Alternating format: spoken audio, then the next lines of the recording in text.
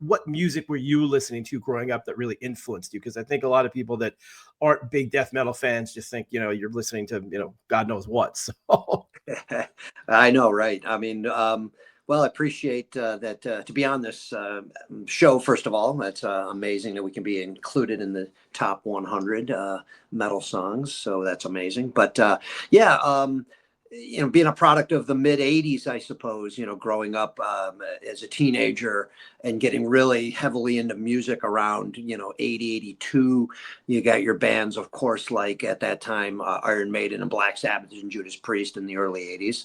And then, Metallica comes into play, and then Slayer. And then, that's when we really started, or myself, and I probably think most of the guys in the band, started taking that interest in that heavier kind of music. That's, all of a sudden here, like, what is this? I mean, it just grabbed us, the bands, the thrash bands like a Slayer and Creator and Dark Angel and Sacrifice and all that. So, I mean, those were probably the main influences for Cannibal Corpse. Because we were born a few years after that in December of 1988. So all these thrash bands that were happening, starting like we just said, Slayer, 80, 83, 84, 85, 86, 87, those years with all that thrash that was happening, that was so influential for us and for me, of course, as a musician, as a drummer, and as a fan of music. So the Slayer would probably be the biggest one. And that was Dave Lombardo was the most influential, I think, on my drumming, for sure. I'll never forget hearing Rain and Blood for the first time. I mean, and we were already fans of Slayer with the Hell Awaits and the EP and all that. But, when I remember, I'll never forget buying the cassette tape at the mall and putting it into my car, actually, and hearing it for that first time. And it was just like, it was obviously taking it to a whole nother level that we've seen with Slayer, right? So, and that just solidified my, my want, I suppose, of wanting to, to emulate that and be as close as I can. And I'm obviously not even close to being Lombardo's in his league, but nobody is. Exactly. So yes, the Slayer would have been one of the biggest influences for Cannibal Corpse and for myself, for sure.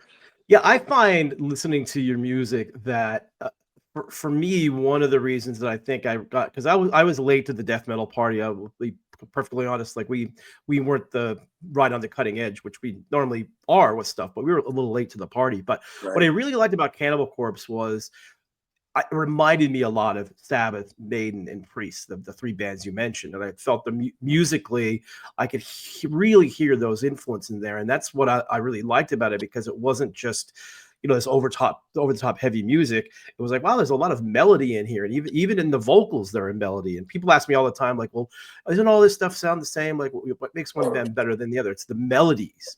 And people don't realize how many melodies there are in the death metal stuff.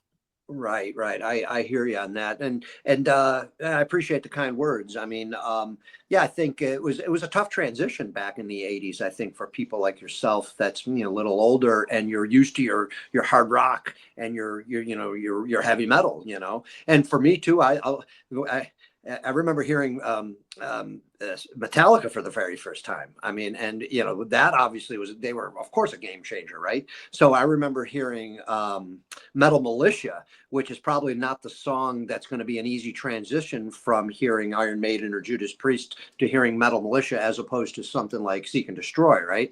So hearing Metal Militia, it was over my head. I mean, I'm like, what is going on here? This is just crazy. This song is insane. And I kind of didn't really like it, it was too much. But then, as time goes on, you start listening, I don't know, just your taste change. And before you know it, of course, you love it. So it was that weird transitional time in the 80s, which I'm glad to be a part of, actually,